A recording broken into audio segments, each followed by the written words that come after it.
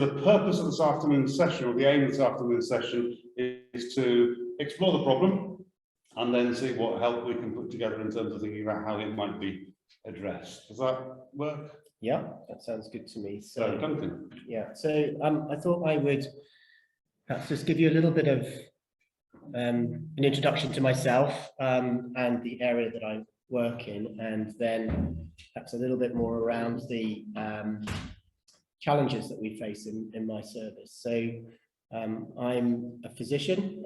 I actually trained, I'm an Englishman by birth, but ended up in Wales as a student and stayed there ever since. So I'm by background trained as a physician and then as a medical biochemist. So I have a sort of foot in scientific and clinical camps, and then developed an interest in medical education through my career. And I'm now a clinical academic in Cardiff, specialising in medical education, as well as obviously doing my clinical work. My clinical work developed out of medical biochemistry. We do a subspecialty in what's called metabolic medicine, which covers a variety of different areas, and I specialise in inherited metabolic diseases.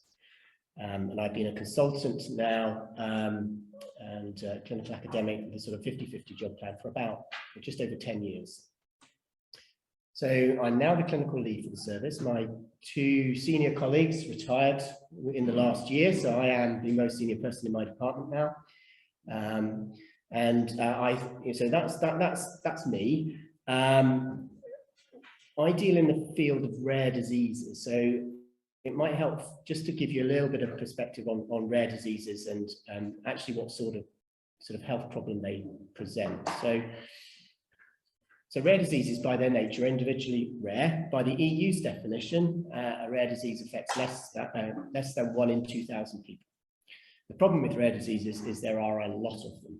Okay, 6,000 plus, we think, at the moment. And when you look at them collectively, in the UK, the estimate is about 1 in 17 people have a rare disease. So for the population of Wales, which has a population of about 3 million, we're talking about 175,000 plus people with a rare disease. So collectively, actually quite a significant public health problem. Now, the diseases that I deal with are by definition rare, and the team that I work with deals with as well. So just to acknowledge, I've got two of my team on the call here, Claire and Rhiannon. And we deal with a subset of that.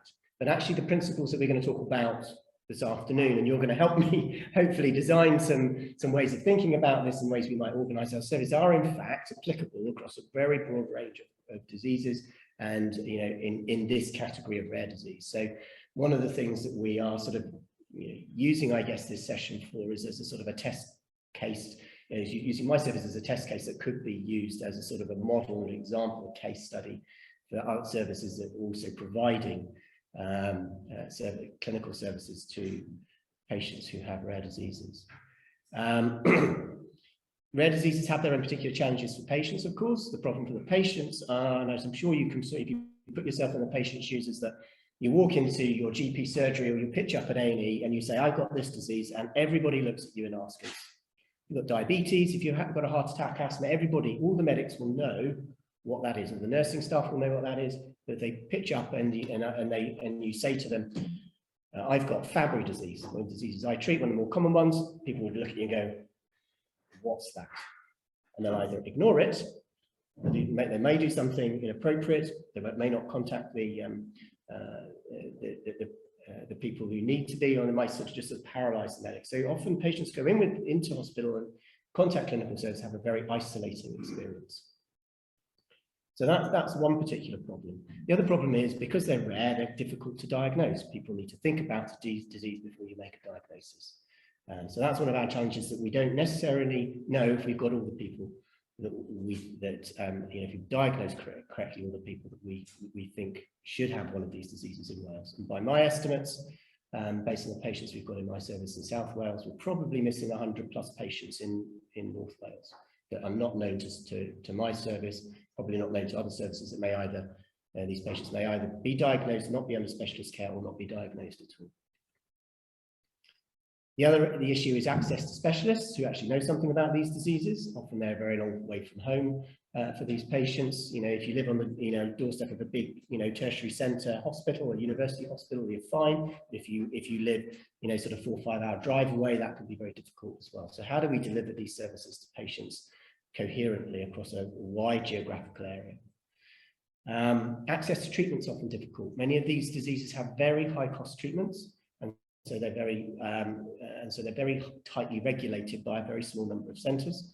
That goes for the sorts of treatments that I prescribe as well. So, the sorts of treatments that, let's take Fabry disease, for example, the treatments that we have for that cost approximately £100,000 per patient per year. Okay, my most expensive patients over £500,000 per patient per year for that treatment. So very high cost treatments for some of them. Some of them extraordinarily cheap because they're just basically high dose vitamins, and so they'll cost a few pounds a year, as opposed to the really very high cost. So you've got this enormous disparity in cost of providing treatments alone that's outside of the services, etc. they require.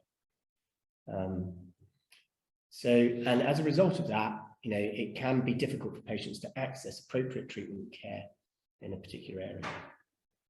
So just to explain where my service is at the moment. So we deliver our service out of the University Hospital of Wales and University Hospital Llandoch, which are both in Cardiff. We deliver that service to patients in South and West Wales and going up to Mid Wales. And over the past few years, we have developed an outreach clinic in Wrexham in North Wales. We deal with a very wide variety of patients, some who have complex multi-system disease, so they need to see lots of specialists. Some who have disease that can acutely decompensate and require emergency advice out of hours as well as in hours that could disrupt all sorts of other work that we do, so the unscheduled work. And some where we have neither of those sorts of problems, but which require extremely specialized care from other professionals in the team, so dietitians and so on.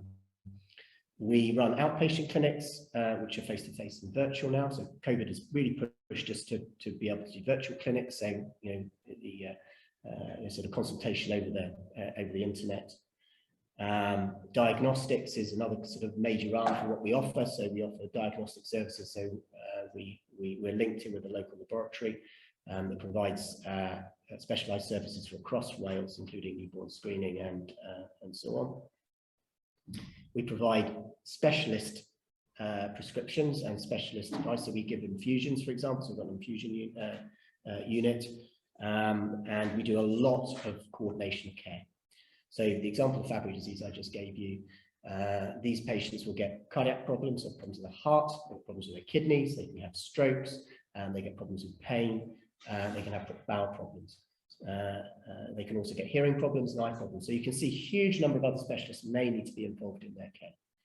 And it's one of the major things that we do is to coordinate all of that, as well as provide the specialist treatment that these patients provide. And that's not to then, and these patients will then also need to be in contact with their GPs, their primary care providers as well. So there's a lot of people involved in these patients' care. So that's one of our challenges as well. There's a lot of people involved, not necessarily within my direct team. We have a relatively small team for the broad range of patients that we see, but a wide range of professionals involved. So we have those like myself, so a couple of us, we've got 2 consultants at the moment in the team.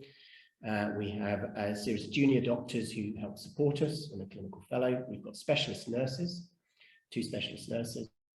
We have 2 specialist dietitians.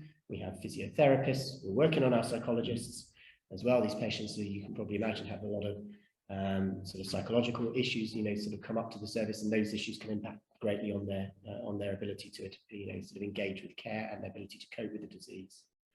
And we have, of course, members of the staff who organise us and keep us running in the right direction.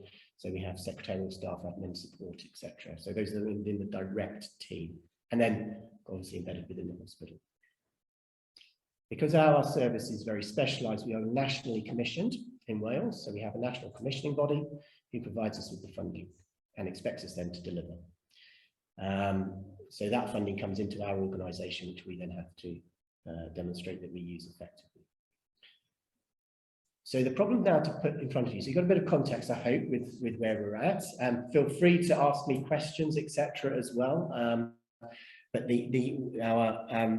our problem, if you like, for you to help me solve. I'm not a systems expert, although I've learned quite a lot by talking to John and reading lots of books and all the rest of it. So it's been, enlightening coming here and listening to the discussions going on.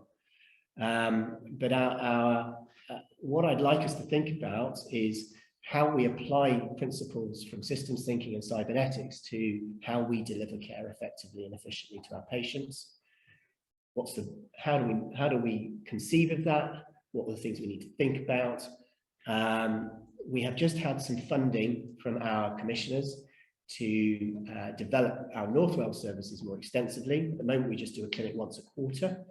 We're aiming to develop that so that that's more equitable across Wales, and we deliver the same service to the North Wales patients as we do to South Wales patients. How do you find that? How do you define a clinic? A clinic. So at the moment, clinics will be either face-to-face or virtual. So our clinics prior to the pandemic were pretty much all face-to-face. So we do an outreach clinic once a quarter, which means that we physically go to Wrexham and deliver that clinic face-to-face. Our patients are coming to us. We're increasingly doing virtual clinics now, so we're booking patients for an online consultation. And then if they need other investigations doing, we're then organising that from Cardiff, sending blood forms out to them. They may get those blood tests at their GPs, for example. We will try and then we will organise, and so for the North Wales patients, for them to have their, radiology scans and the CTs and MRI scans, etc. they may need as part of their monitoring to be done locally to them.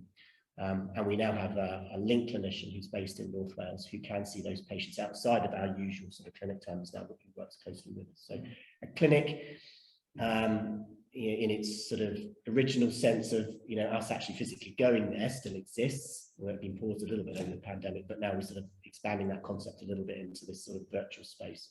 So our delivery of care is not necessarily dependent on us physically seeing the patient face to face now. So that's one other sort of challenge, I guess, that we can sort of work into this, is how do we incorporate that effectively? We've developed some models of care and what we're currently doing. It'd be interesting to see if you have got other ideas as to how we can do that. So why do you only do the clinic once a quarter? Why do you only see your patients once a quarter? So that was initially set up. So that was from a previous commissioning arrangement where we were asked to scope out the need for services in North Wales. The specialist services for rare diseases. Yeah, so my field is in inherited metabolic diseases. So for that particular group of patients, and to scope out so other rare diseases will have some service up there. So there's genetics already exists up there, for example. So Department of Genetics is already there. There's a number of others as well that will do outreach into there. But for my particular group of diseases, the situation was very unclear as to where those patients were going. Some of them went to England. There wasn't a clear commissioning arrangement. Some we dealt with sort of remotely, that we knew about. Others we found out when we first started doing the clinic had not been under specialist care for quite a long time. And so we're already potentially running into problems as a result of that, through not being managed the way they should have been. So we only did it once a quarter because that was the capacity we had at the time. Right. Was the bottom line. Yeah. Sorry. Can I ask? So what was the field you said that you have to do? Yes. So inherited metabolic diseases. So these are diseases. Yeah. Sorry. Yeah, go on. I'm just trying to work this out. So yeah. Are they long-term diseases, or they just randomly affect the person? So what's the, Yeah, so they're lifelong diseases. They may be diagnosed in childhood. In fact, most of them are diagnosed in childhood. So there's a pediatric arm. So I deal with adults only, but we have a pediatric team as well.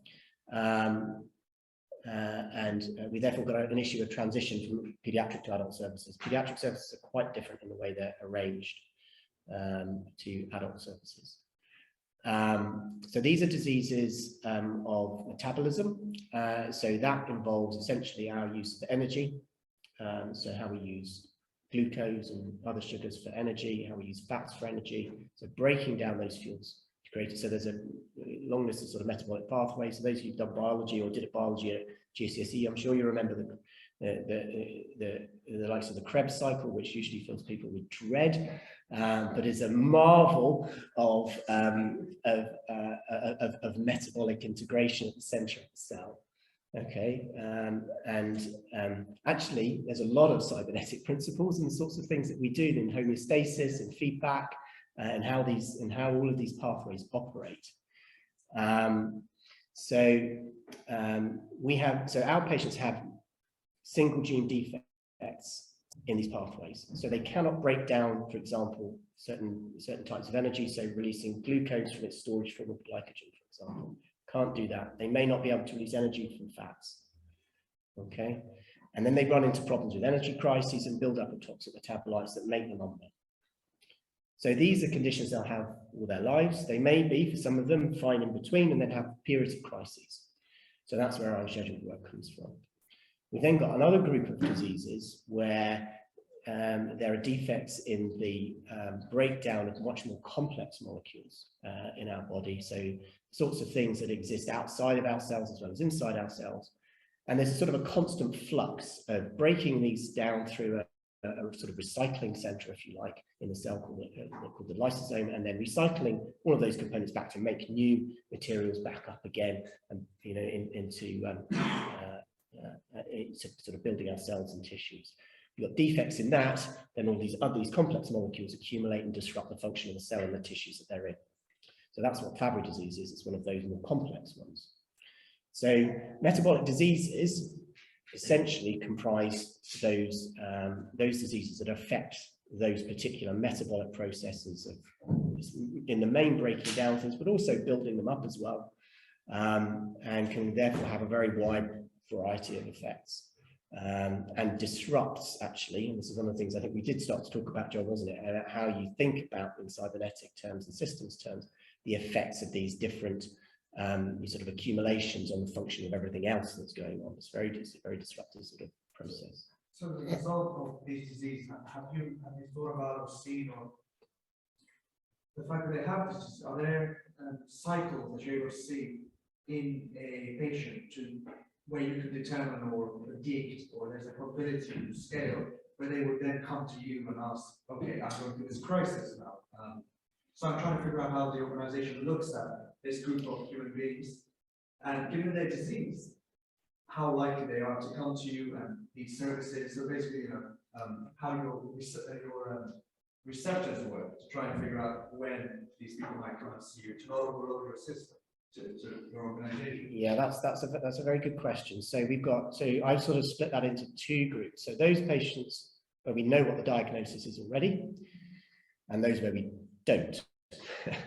So patients with these conditions, as I said, would usually present in childhood with an acute crisis. Let's take one of the fatty acid oxidation problems. So the problems with breakdown of fat. Under certain circumstances, patients with this condition, if they're fasting, they get another illness, and they need to use energy to fight that illness off. And perhaps they can't eat and drink because they've got diarrhea and vomiting. They can run into an energy crisis, and that can make them extremely unwell. The child ends up floppy, admitted to hospital, in a coma, and nobody knows what's going on initially. The doctors work through everything. Pediatricians are actually a bit more switched on to these sorts of conditions than adult physicians are. And then they would ask for a variety of investigations, which would go to our biochemistry laboratory and other laboratories, and we would, on the basis of that, work out what the likely diagnosis is. Sometimes you require some quite specialized investigations to do that. And then the diagnosis hopefully is made. In some patients it's not. They may or may not recover from it. So one of the disorders that is screened for now called MCAD, or medium chain acyl-CoA dehydrogenase deficiency, that's why we call it MCAD. When these fat is probably one of the more common fat metabolism disorders, we now screen for example, because we know a third of children when they first present will probably die from it, 25 to 30% probably will die from it. And making the diagnosis beforehand gives you the heads up actually about what you need to do when the patient presents. So there are certain things that we can do to speed up the process of diagnosis, but we also know that many of these disorders, most of them are not screened for, can also present in adulthood. So reaching the diagnosis is a big issue. Once we know about it, we'll follow them up periodically, so we will give them what to do if you get unwell type of sort of protocol and information to give the admitting doctor, to give to the admitting doctors about how to treat our contact details and so on. Sorry. I think you've explained my you've answered my question already, which was what the usefulness of the diagnosis is, which is that it helps prepare. It's like a model. It's like an economic model. It's going to try and more accurately tell you what may happen in the future and what you should do to approach those events. Absolutely. Yeah. So yeah, so there's a lot around patient education with this. So and education of the patient and their family, so that we can tell them the sorts of things that might trigger in this sort of case a deterioration. So what sorts of things to avoid. So excess alcohol might be an issue for some of these conditions. Fasting is an issue. What to do if you get unwell with sort of flu or COVID even. One of the big things I was doing over COVID was trying to keep my patients out of hospital, because get one of these with COVID, it's a big problem, it adds that and another layer of complexity to their care. And then providing them with sufficient information and information to give to the admitting clinicians when they go into hospital, because they're highly unlikely to be admitted to my hospital. They're likely to be admitted elsewhere. So they need to go with some information about how do how should this patient be treated in an emergency. So that's part of what we do. Yeah. My question's on the quality of communication with the other services. Okay. Like, you have to interact with them, just what you rely on. So you've got you've got GPs and the blood forms and things like that, but equally what you said about the MRI form, and in an emergency, presumably they've all got to the closest emergency room they can find. So how does that work? Do you have similar technologies then, so is it a consistent platform, like system and program, whatever? And whether or not you do or don't, how effective and efficient do you find communicating with them? It's a very good question. So one of our big problems is getting the information to the relevant clinician, and also getting that relevant information they may have collected back to us. Now, one of the advantages that we have in Wales now is that we are better connected from an IT perspective than we ever have been in the past. So we have what's called the Welsh Clinical Portal, which is should, in theory, integrate all the various information sources and information systems from the various health boards within Wales. So I can now see the blood results from my patients all across Wales. I can see the majority of their investigations, and I can see at least some of their clinic letters and other interactions they may have had. I now also have some access, with the patient's permission, to their GP records. It is not complete, however. So there are certain services that are still not linked up properly. There are still some investigations that I can't see. And usually what happens, the sort of old model was they'd write you a letter to say, we've seen patient X, and they copy you in. But of course, if they forget to copy you in, you have no idea that's actually happened or not. Yeah, equally, they walk up to their new GP or accident emergency, they have absolutely no idea what medications are or what wounds they have. But if that person's come to us, it's going to be very difficult for them to stand up and say, oh, by the way, I've been on steroids, I have this. Absolutely, absolutely. And actually, one of the things we've been aware of for the past few weeks is a new aspect of the Welsh Clinical Portal system that's essentially an alert system. So the first thing you see when you access the patient records is it flashes up, and you can put a warning on there. So this patient has this condition. These are the things. This is a link to the guidance. This is the specialist involved. So we're at the moment trying to work up all of our patients so they've got an appropriate warning that flashes up on their screen to say they've got this weird rare disease. These are the guidelines. This is the team looking after them. And sorry, I'm conscious that it's been there now, but how does it work? If they do go into a GP or something, would they kind of defer to you as the specialist? Would they try and do that, or would they be? Is there a mechanism in in place where they can actually deal with the issue they're presenting with. Because there are sometimes medications and aspects of the illness can impact other illnesses, so it might not necessarily be the root cause, but it can be exacerbated or linked to it somehow. So is there a mechanism, I suppose, is the question, where the GP or the other department or whatever it is, can communicate with you or take those decisions on their own, or do they come back to you and then build it in there? Yeah, that's a really good question. It's and that actually affects, you know, every specialist as well as the GPs as well that they may potentially see.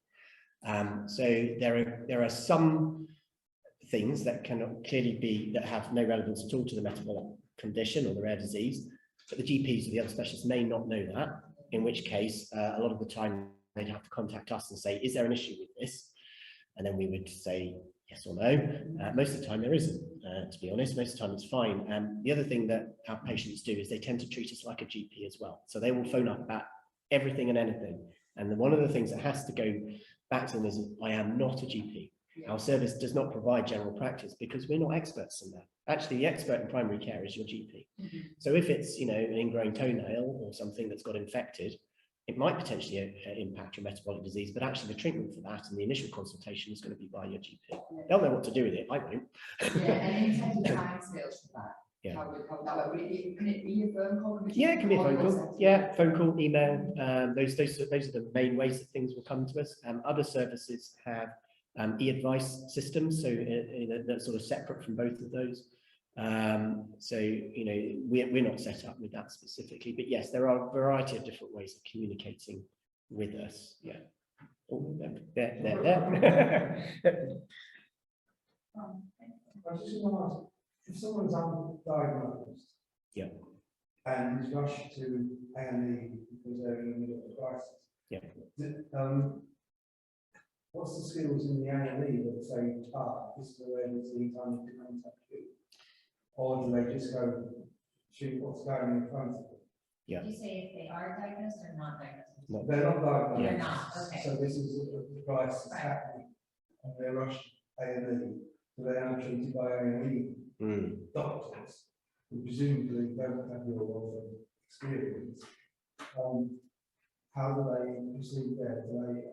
Is there any mechanism that says, you need to check if this is so-and-so, or does it just, they're just treated and then they go through the system and maybe they put stuff later? Yeah, that's that again, a really good question. So we do get called about these sorts of patients, that this is part of where our unscheduled work comes from. So the A&E doctors, you know, clearly can't have, you know, knowledge of 6,000 plus rare diseases. The main skill, and this is one of the things that we've tried to do within the medical school, is to train our students how to deal with is, you know, this doesn't fit the model of what I expect for a particular type of disease. This is when it might be rare, and this is what I need to do in that case. It's a generic skill set. Now, lots of A&E doctors, that will be the limit of what they'll do. They'll sort of, this doesn't look right to me. They're not responding to treatment X. There's a lot of supportive things that can be put in place. So somebody comes in comatose, you know, you've got to protect their airway, you know, you've got to look for infection and all sorts of other things, you know, scan their brain and all the rest. So they'll do all of that, but they may not then reach a diagnosis, or something in the story doesn't feel quite right. Maybe there's some of the initial blood results are very extreme and unexpected, and that's when these sorts of, hang on a second, I'm not sure this is exactly, you know, what I'm expecting for, you know, let's say the patient's come in with COVID, for example. Actually, it doesn't quite fit the COVID mold here. You know, there might be something else going on as a result, and so but those sorts of thought processes, you know, where they go after that can be a bit variable. Now, a lot of expertise, you know, lies in our laboratories. So sometimes they'll pick up the phone and they'll speak to one of my colleagues. So Claire, who's listening in now, is one of my colleagues who works in the biochemistry department. A lot of expertise in dealing with strange looking blood results and providing advice about what to do next, including the sorts of tests that lead to diagnosis of diseases that I deal with.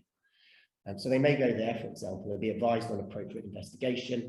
Those will come through, and depending on how sick the patient is and whether they need any clinical advice, they may, on the basis of whether they feel it's a possibility or not, refer the clinicians to me for advice, anything that might need to be done for example, in the interim. And then if we needed to, we could probably expedite most of those investigations, so we got a diagnosis a bit quicker.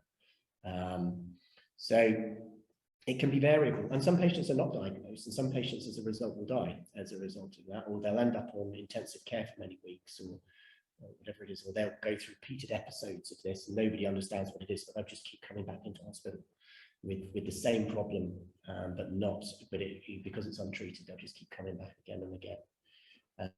So it's mainly about spotting when things don't quite fit the patterns of the usual things, and then what you need to do in response. Yes. Yeah, and usually it's around sort of an experienced clinician. So in these sorts of cases, they should, where things are not well understood, they should be being seen by a consultant in A&E, who may then start to make those sorts of links. So that you need experience at that stage. It's not enough to have a very junior member of staff seeing the patient, and then. But having said that, sometimes the diagnoses are made by those more junior members of staff, because they're the ones reading the books as well, and they've gone, oh, hang on a second, this patient's got some strange looking urine. It's a funny color. I wonder if it could be, this, and then they'll go, oh, and then another doctor will come out, oh yeah, that's right. And you sort of get this sort of consensus of opinion. They'll usually be talking to each other about patients that don't fit, and sort of a particular pattern. So they'll then be sort of working back almost from first principles as to what the other things might be. But often they're sort of a bit further into the system, and not necessarily on the front door, but they might be under medical teams or intensive care teams or whoever else, or surgical teams in the hospital by the time that happens. So yeah, that's broadly how things would work. Yeah. Could it be a problem with processing that two fundamental methods of processing? You've got top down and you've got bottom up. Is there a chance that in these emergency situations, these clinicians, after just receiving a very small amount of information, have already started to make links with previous knowledge, rather than trying to do a bottom-up approach of building a picture from scratch? The chance is that they've got this idea in their head that it is COVID. Let's just say COVID, for example, because I'm not very familiar with many diseases. So they've got a couple, and they've got that in their head, and that lowers the information or the data threshold for, because it's already in their head, it's lowered the data threshold for them to agree with that assumption. But if they instead started with nothing and focused on building a picture from scratch, that they might actually encounter these rare diseases more often as a conclusion. Yeah. Does that make sense? I hope I'm making sense. Yes, yeah, so you're right. So so one of the things that I'm quite interested in is this whole process of clinical reasoning and clinical decision making, and what you said sort of chimes very well with that. So often when we're seeing patients and we're gathering that clinical information from the story, from the examination findings, maybe some initial investigations, the blood pressures, the pulse, that sort of thing is done almost on everybody who walks through the door, that there will be certain points that will trigger in your mind, almost without thinking about it, as that certain diagnoses may be possible, because either because you're very familiar with them and see them all the time, or maybe you've just seen somebody with that condition and it's already there and you can get it, rather than that sort of much slower analytical process, which is what I think you're sort of getting at with that sort of sort of bottom up sort of process, and really sort of gathering all the information that you think and working systematically through it to try and piece it together. So when you're needing to make quick clinical decisions, often it's based on that sort of that initial experience, that sort of almost sort of spot diagnosis or recognition. And also what you're good at. And what you're good at, absolutely. It's very context dependent. You want to be able to do something for the patient. And that I'm going to use an example of cardiology, and that there's certain cardiologists that just think that all heart problems can be solved with a stent. So they've got a hammer, and I'm sure Bill might remember this from range, is they see everything as a nail because all they have is a hammer. Because they want to do something. If I'm a specialist in stents, I'm going to be biased towards action, and if my action I have is stents, then great. But the actual ironic thing comes in, which is the story from range. I'll tell you back later. The book, not the story, is that cardiologists would always say the best place to have a heart attack is at the cardiology conference. Well, actually, the survival rates for heart attacks actually improved in the hospitals when there was a cardiology conference, because all the people that were stent is the way to go were away from the hospital, and they instead used first aid, essentially, procedures, and they were better rather than going for a major operation like a stent, which has some complications. So I would agree with you there. There's definitely there could be an issue with people seeing everything as a nail that they have as a hammer. Absolutely, yeah, I very much agree with you. Yeah, so who's next? Duncan, sorry, still briefing, so. Yeah, that's fine. ask away. It's good. All good. It's all good.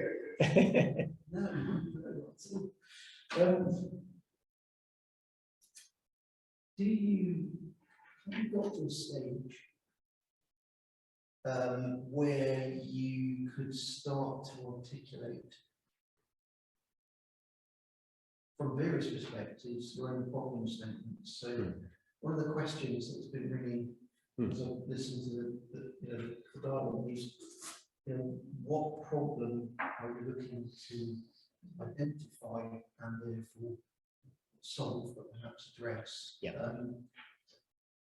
Around an example, that something around discovery is something that you just mentioned. So is it down to a consultant or a GP to say, we've got an anomalous result here, it doesn't quite stack up? My medical detective intuition says we need to do something further. So is there something around discovery, for example, that would go into that problem statement? I just use that as a... Yeah, absolutely. So I hadn't quite got onto my problem statement. I have written some. So, yeah. So yes, no, it's a really good point to sort of come in and perhaps sort of, and John probably could give his perspective on what he sees as some of the issues that we're dealing with. I'm sorry not to at the moment. So one of those problems, as you say, is discovering who those patients who need to be in our service actually are, and making sure they can actually access our services. So that may be the patients who actually already have a diagnosis, but just are not within the service at the moment for one reason or another. And the second is identifying those patients who do have a diagnosis, but we don't know it yet. So the undiagnosed cohort. As I said sort of in my sort of preamble, so we think there are probably at least 100 or so patients in Wales in that category. Bearing in mind the size of our service at the moment is that we have got, I would say, in the region of about 350 to 400 patients within the service at the moment. So that's actually quite a significant number when you consider the whole size of the service. The other issues that we're dealing with is this one of geography, probably, which is about,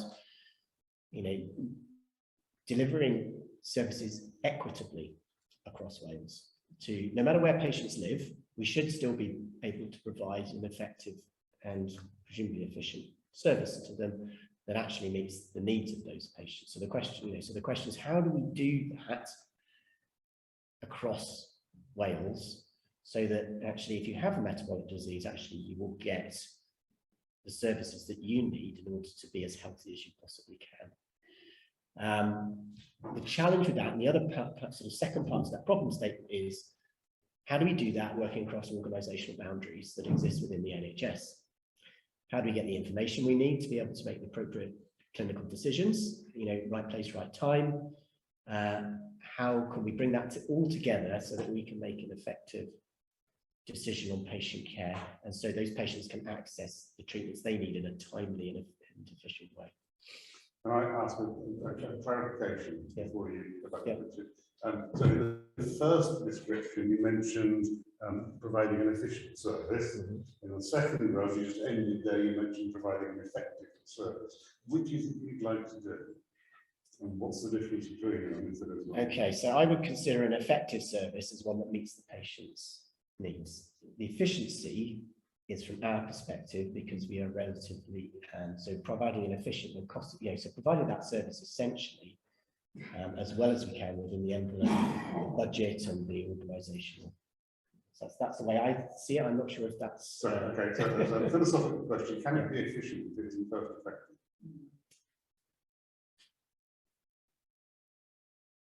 Good question. Hmm. Yeah, I'm not sure this particular answers that. It has spotted the barrel. We cannot be fully efficient if we're not effective, because those patients. Can you trade off? Pardon?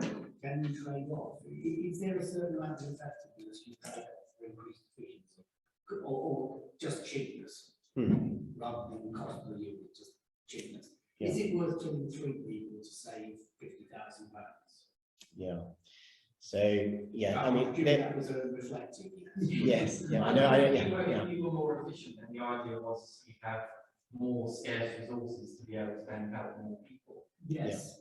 But that's Maybe It's the helpingness that's effective. The helpingness is the measure of effectiveness. So if you don't, first of all, and I wrote down, when we were playing with 3Bs, I wrote down that the discharge process is box, bed or bust. There's only 1 of 3 things that can happen to a patient. And if you're not either fixing or killing the patients as an outcome of the process, it's not a particularly good process in the first place, so it can never be efficient. I just have a clarification question Yeah. from the briefing. So for each of the rare diseases that fall within your agreement, do you have a way currently that you are able to classify where someone is from a perspective of how well they're being managed? So let's say it was diabetes, you could potentially say, well, what's their A1C level?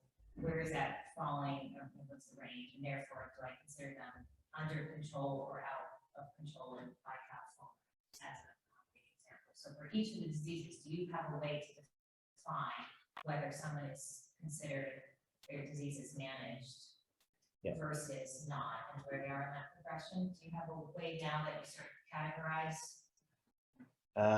The answer to that is yes and no.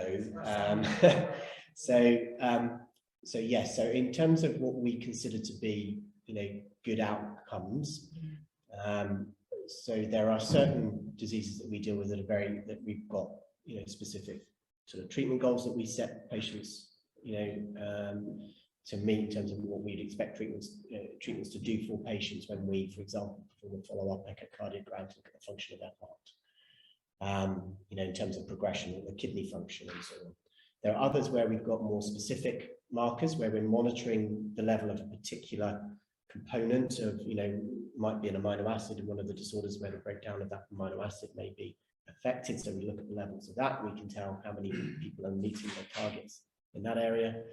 Of course, that only gives you part of the picture, because what the patient considers to be an important part of their outcome may not actually correlate with what you think we should be monitoring. So there is, so the question you're asking is actually possibly a little bit more sort of complex in terms of what we're trying to achieve for the patient, because we don't always, we're not able to measure some of the things that are important to patients. So we have, so we do have to define, it starts to get at, I think, the what's considered effective. So there's the effective from your perspective as a clinician, using some of this, and what the patient cares about, which I think you're alluding to, is also their perception of whether it's acceptable or effective. Absolutely, yeah. Sorry to interrupt. I was going to give an example of that. You can have dialysis where you're being effective because you're able to restore a certain metabolic function. Yeah. But they're sitting in a chair for 3 hours a day, so they're losing a lot of their daily time. So that is an effective treatment from maybe your perspective, but from a patient it's different because they have a different sense of efficacy and response. Happy to still be breathing. Richard, you had a question. Absolutely. And then we need to get back to whatever's left of the prologue. Well, could I just ask one partial follow-up though, because I think it's inherently important to this. I guess that's. Do you have a way today that you understand the state of your population? So how do you understand how effective you're being? Like what are your measures or controls or feedback to you that says, have I got this right? So you certainly have the number of patients you're seeing. Yeah. But what else are you using today to judge, or say, do you need to argue for more budget, or are we managing the population effectively? Might be another way to say it. How do you get a sense of how well you're doing today? Does that make sense? Yeah, yeah. So you probably have some measurements that you're using. Yeah, so part of the issue for us at the moment in addressing that in a straightforward way is that the diseases that we deal with are very different. So it would be like, having both patients with, sort of diabetes in your clinic and asthma. So what you're expecting to achieve, our expectations for those two groups are actually very different.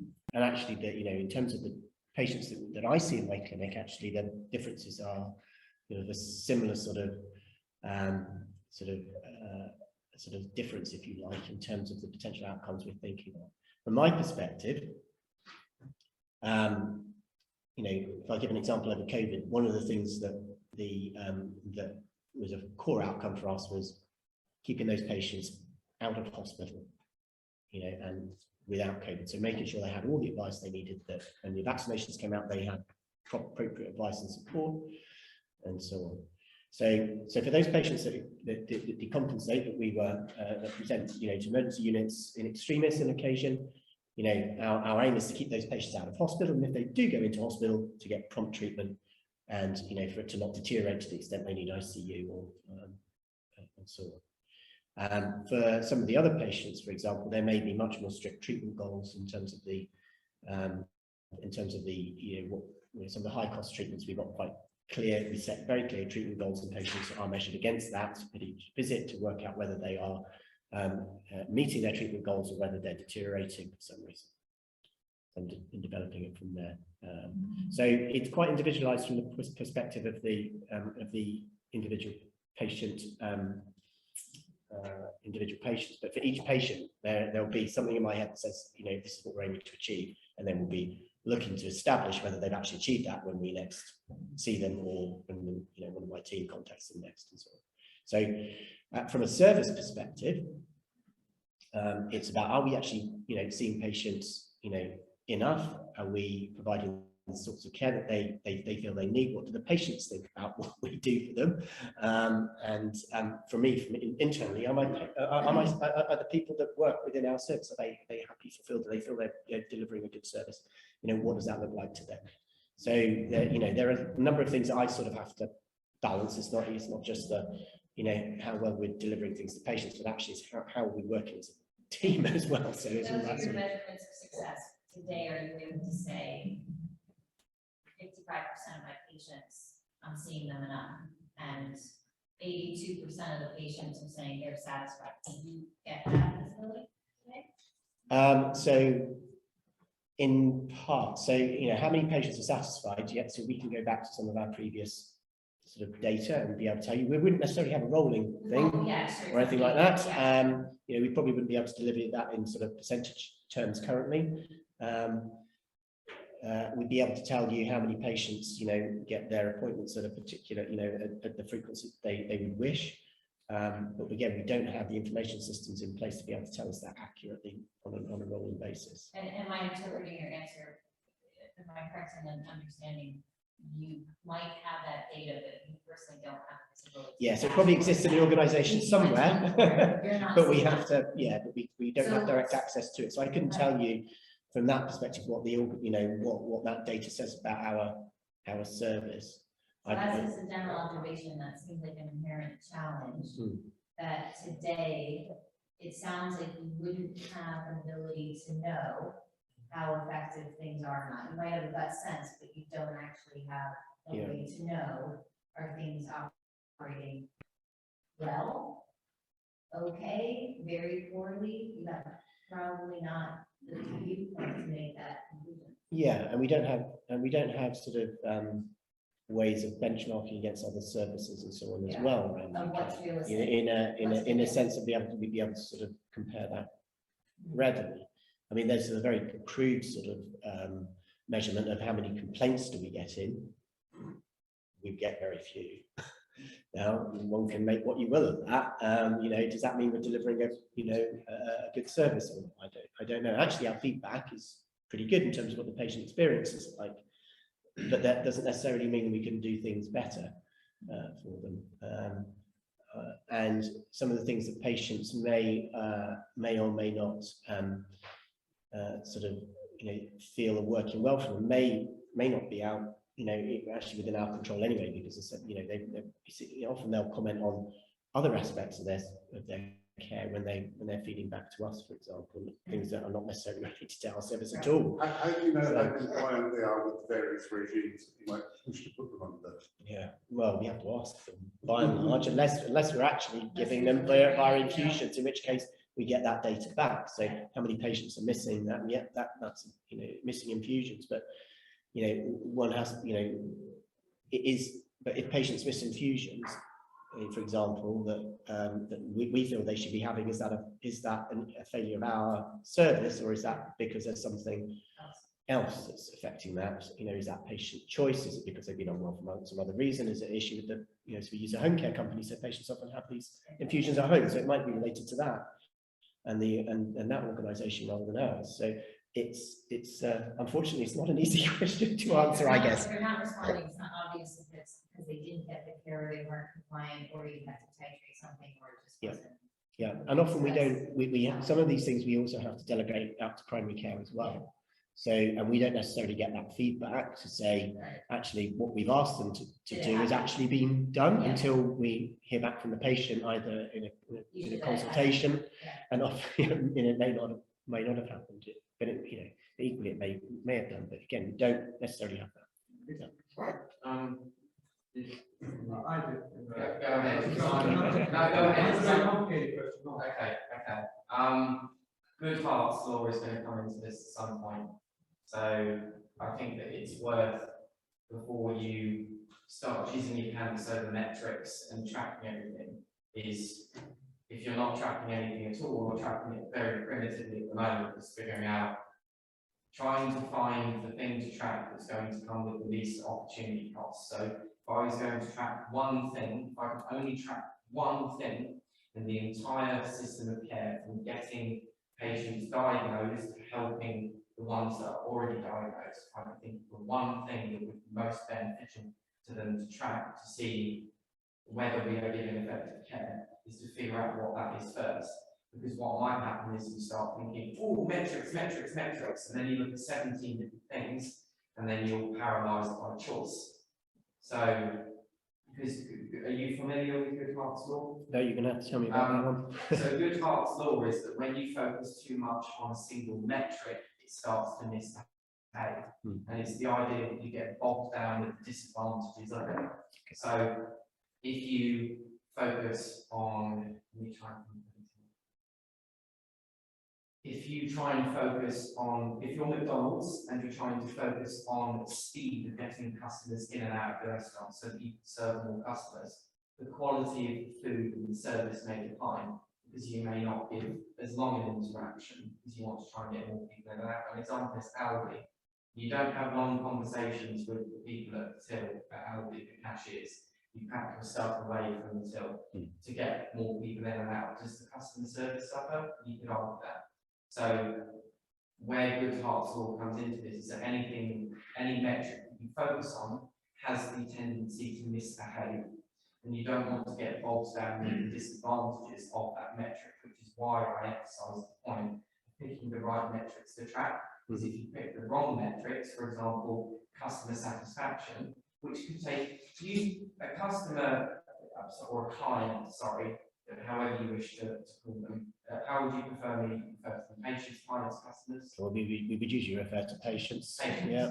So a patient might be satisfied just because they've had somebody to talk to for 20 minutes that cares about them, not necessarily because their kidneys now functioning better from having seen you. So that's an example of Good Hearts law, where patient satisfaction surveys may not be the most appropriate metric, because they may have a different metric of satisfaction themselves. So that's why I want to just throw Good Hearts law into the mix, so we're constantly be thinking about that, and thinking about metrics, if that makes sense. Yeah. Great, thank you. Well, I had quite a question. It seems like the majority of some of the things that have been said and asked has to do with variety engineering. Like, how do you deal with the variety? Whether it's, there's a group of people, how do we find out they have this specific disease that I know about, which I can manage my behaviors, all the way to, you know, how do you reduce the variety, how do you increase the variety of yourself in order to deal with more quicker or better, etc., the possible behaviors of the class you're dealing with. And as a whole, John has an amazing, you know, PhD on this as well, and set of classes, it's really good. Have you ever heard of heuristics and biases? It's become a pretty interesting field when it comes to medicine and how to deal with variety. And that kind of makes me ask the question, what are you going to do in terms of your organization when you're having more and more people predicting this? We'll have rarer diseases or more people with rare diseases. There's two things you can usually do. One is scale up your organization, which then causes some problems of coordination, information flows, identity, whatever. Or you can make it more decentralized, where make a lot more highly, you know. So what would you do in that situation in the future? I think that's the question that Duncan's looking at us to answer. Yeah. So I think in relation of Or part of it. and I'm asking that in relation to heuristics and biases. So for example, you could have you thought about, or do you have certain forms of heuristics? For example, they do this in America a lot. I think in Princeton is someone comes in with certain symptoms, and an idiot like me that knows nothing about medicine can have a checklist, you know, heuristic, you know, algorithm, X, Y, Z, 99.9% right that this guy has this problem. So I've controlled variety if I was working for your organization. You got a checklist, okay, I can not almost automatically this guy has a specific disease at 99.9%. There's always, you know, that 1% or 0.1%. But if So you a chap called Beckford, working with a chap called Dudley many years ago, wrote in a book, it doesn't matter how long you make the procedure chart, you never quite reach the customer. And you can have checklists coming out of your ears, even hospitals do, policemen do, and professors do, and it always, the patient always falls between two alternative edits of the procedure chart. Almost inevitably, because whatever it is, you know, Watson, and I've spent time talking to IBM about Watson, it's brilliant at recognizing stuff it's already seen.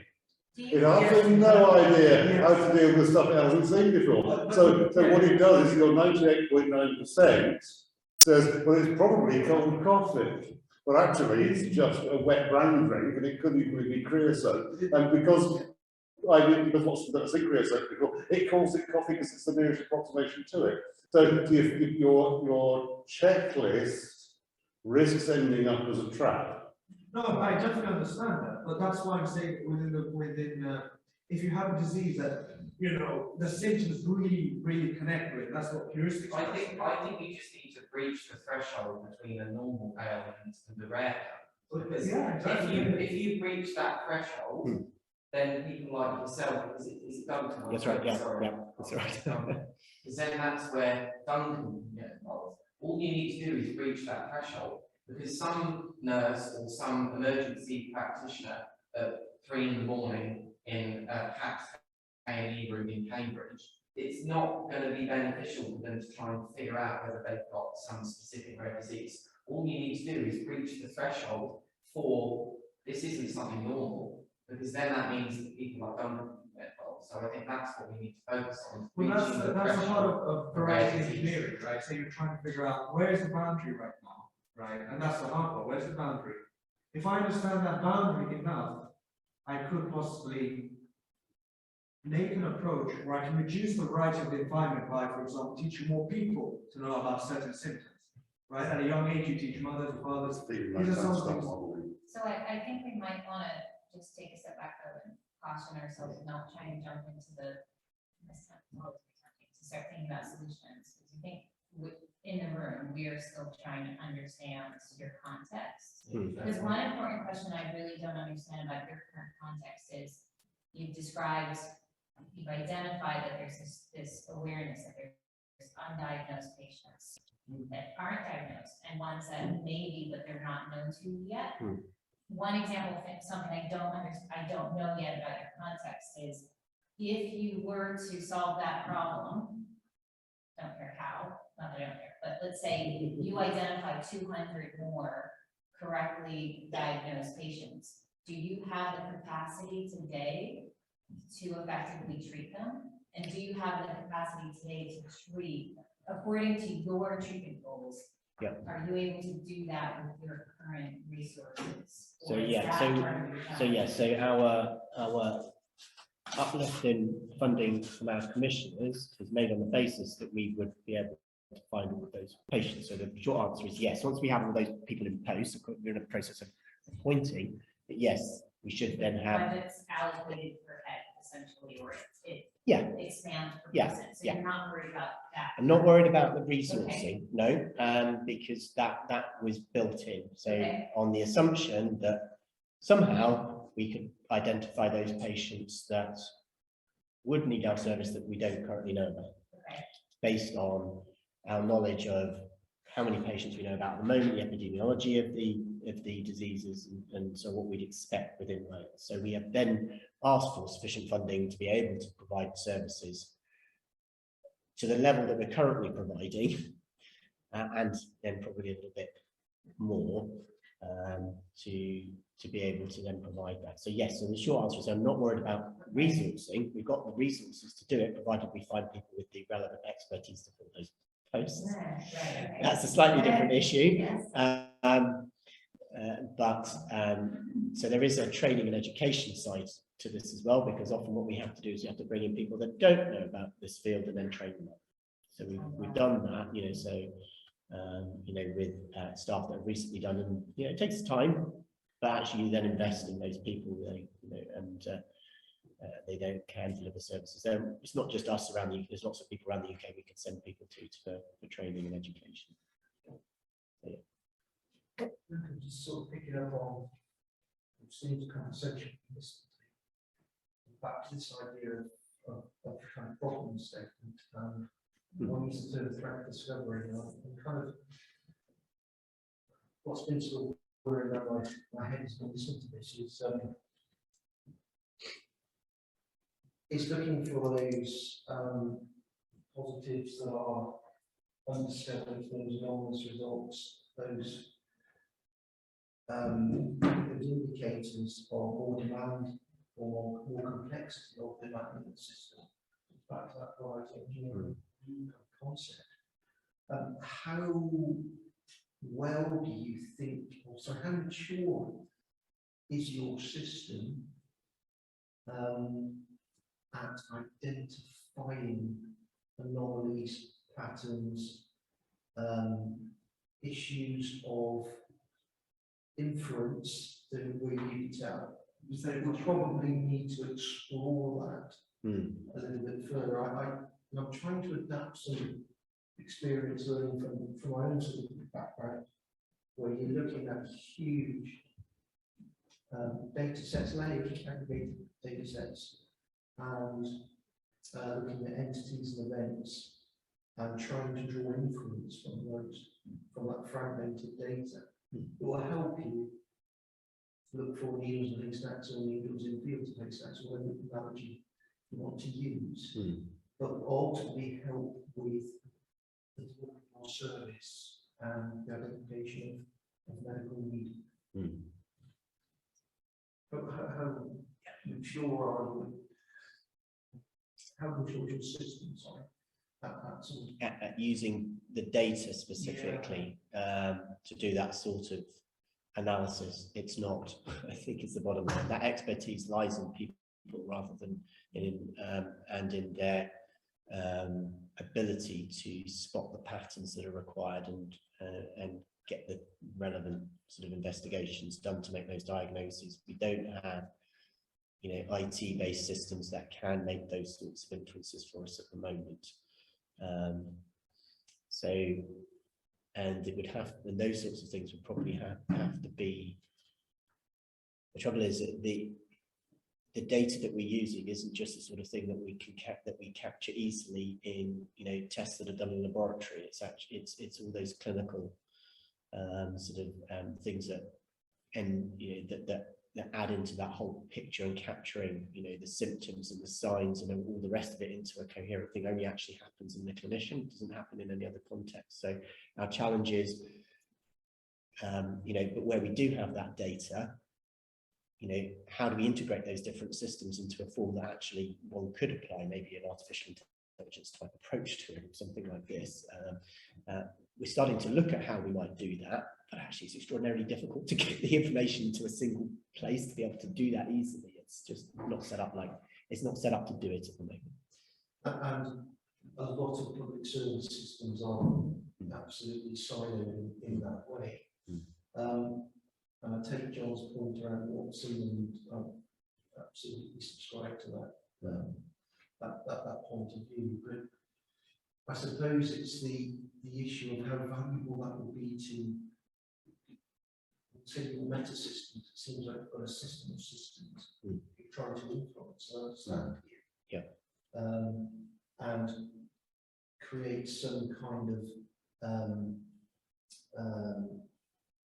set of interventions to make it more effective. I don't subscribe to the idea of efficiency particularly easily for various reasons.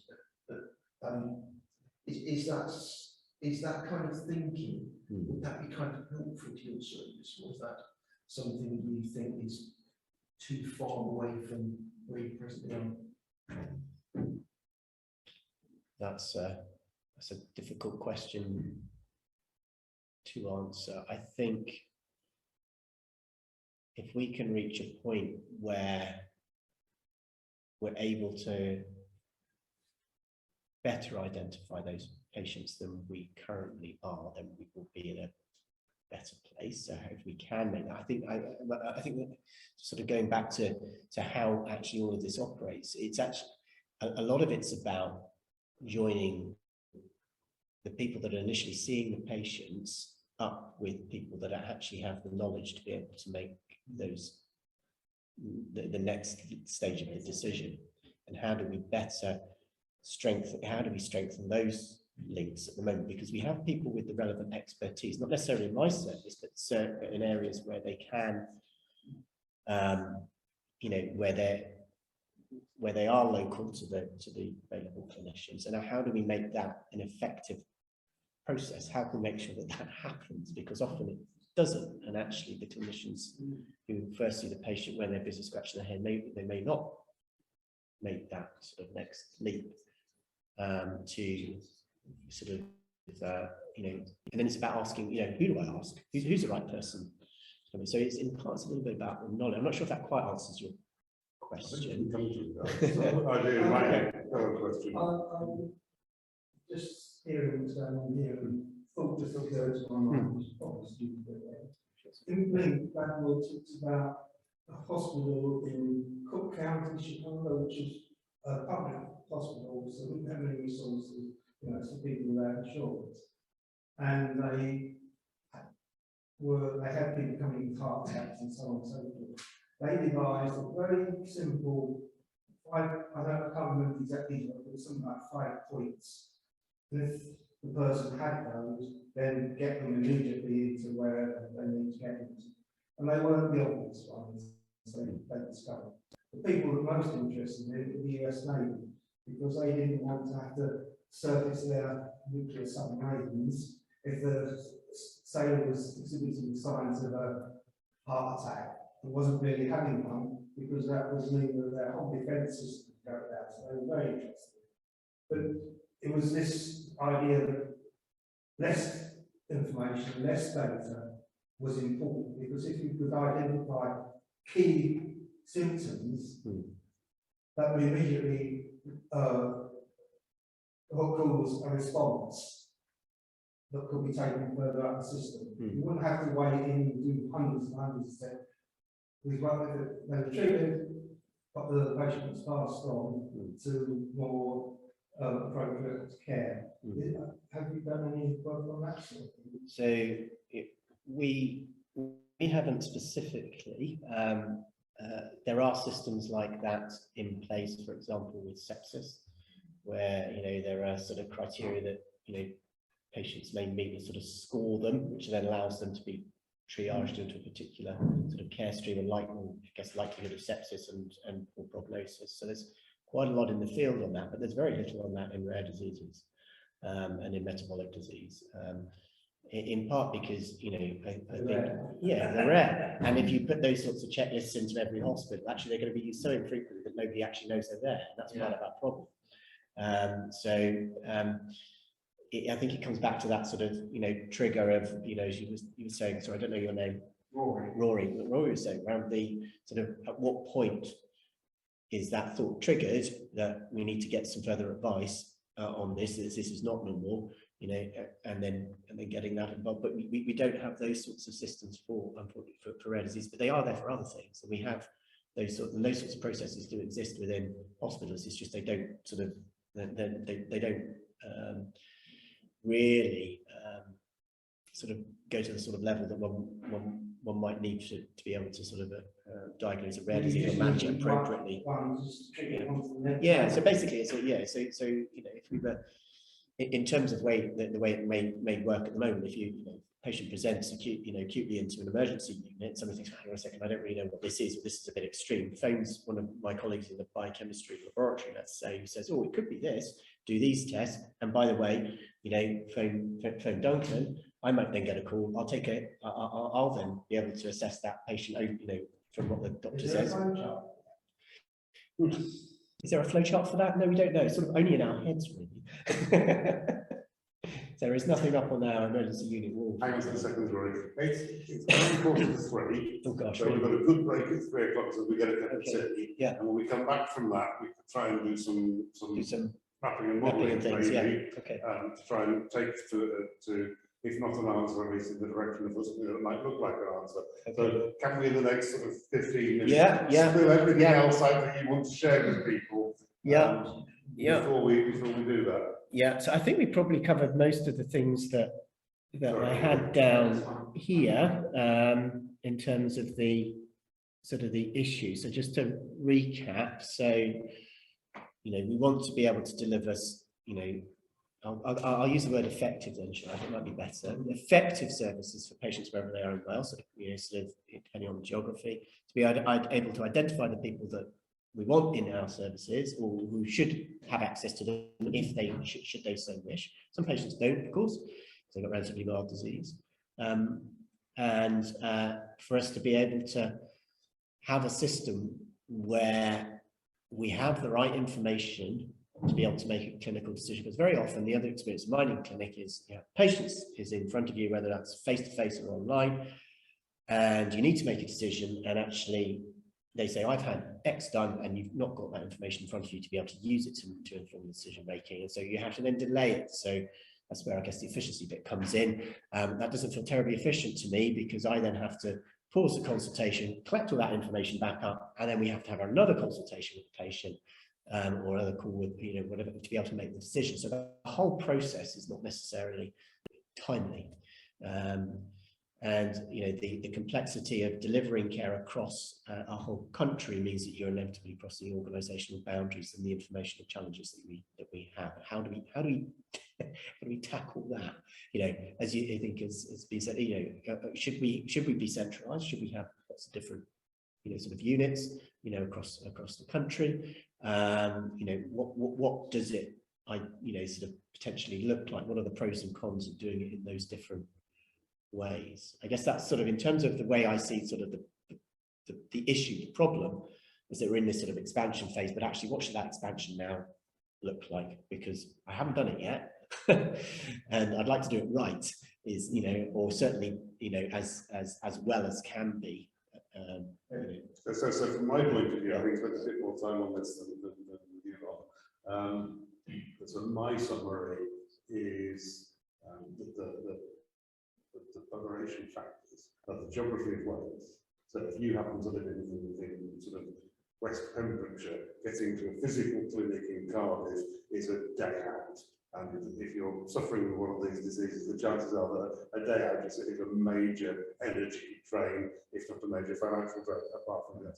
So from the patient perspective, the geography is a physical impairment of the ability to deliver service, as it is the ability to get clinicians into the various bits of the geography. So there's something for me about the geography of a rural country, rural principality, whatever the right language for Wales is these days, which is an important factor in this. And at the other extreme, there's something about the ability, the modern ability of technology to move information around in ways which weren't thought of at the time that we created National Health Services. Couple that to the ability of the system, the system in general, to process data about both its patients, its customers, and the people that service it, the clinicians and others. And there's something where we've got to get back to your effectiveness as a clinic, we've got to somehow or other embrace at least those dimensions in it, as well as, and he hasn't said it, so I will, the lack of knowledge, the lack of information about the 100 people you don't know about and the things they may or may not have, but also all the other people in Wales who may have something peculiar that is going to get even not on the scale of, it's not in the, whatever it was, 1 in X thousand, is it 1 in 2, like less than 1 in 2,000 people is a rare disease. It's a rare disease. Yeah? And how many people have got a rare disease that becoming 1 in 10,000 is it so rare that you don't know that they exist? There's a problem, so there's stuff about how do we know who we should be looking after anyway, and what information we're using to deal with that. There's then how do we find out and how do we process those people and their information through a highly distributed geographical system with a very scarce diagnostic and therapeutic resource. And it's scarce not in the sense that there isn't enough of it, but it's scarce in the sense it's widely distributed as well, and there may not be enough of it on top of that, but we can't know about enough because we don't know about the size of the population to be looked after. So there's a whole bunch of uncertainties. So for me, I'm sort of sitting here thinking, how do we, for me, and maybe useful for Duncan, he'll tell me if we disagree, how can we represent that in some sort of picture and story that we want to tell ourselves, and having represented it to ourselves, how might we then think about what we might do to address the holes, which is the second half. Rory. Some brief questions, hopefully. Is the NHS in Wales connected to the NHS in England? It's Or are they distinctly separate? They are distinctly separate. Distinctly separate. So how many people did you say in Wales had rare diseases roughly? About 175,000. Approximately, I think it works out as an estimate. Yeah. Do you know of any other singular disease that has could you tell me a singular disease that has a similar number of people with that ailment if we consider rare diseases as a single disease? Yeah. So what disease in Wales has roughly 175,000 sufferers? So yeah, that's a good question. I don't have those sorts of numbers off the top of my head, but I think you're certainly looking at diseases that you probably would have heard of. I would guess. I mean, diabetes will be more complex. What's the proportion of diabetes in the population generally? Gosh, I don't know. So, Because I'm still attacking it from the theme of trying to bring all of these different rare diseases under the banner of rare diseases, so that then we can have a bit more. I'm trying to use collective bargaining essentially with rare diseases. I'm saying it's rather than having somebody with FMD 2.9 trying to fight for better care, instead saying, well, actually part of this entire massive group, and this massive group is going to have much more weight than the 3 people in Wales with FMD 2.9. Yeah, so that's where I was going, is trying to see what other diseases are comparable in weight to the entire population of people with rare diseases. Yeah. So to see what's possible. Yeah, no, and we are, and I think we, there are sort of, organisations that are now doing that sort of work. So you've got Rare Disease UK, which is a patient support group, for example, and then sort of, has beginning to have more weight. There are more recognised across the UK. Each UK nation has a rare disease strategy now. There is a rare disease implementation group in Wales, and it tends not to attract an awful lot of additional funding because it still hasn't sort of developed the sort of profile that cancer or heart disease or diabetes have. It's you know, so there is still a mismatch, but yeah, that collective weight of sort of people behind it, you know, the community's getting a bit better organised, let's say. Yeah, it's a good point though, absolutely.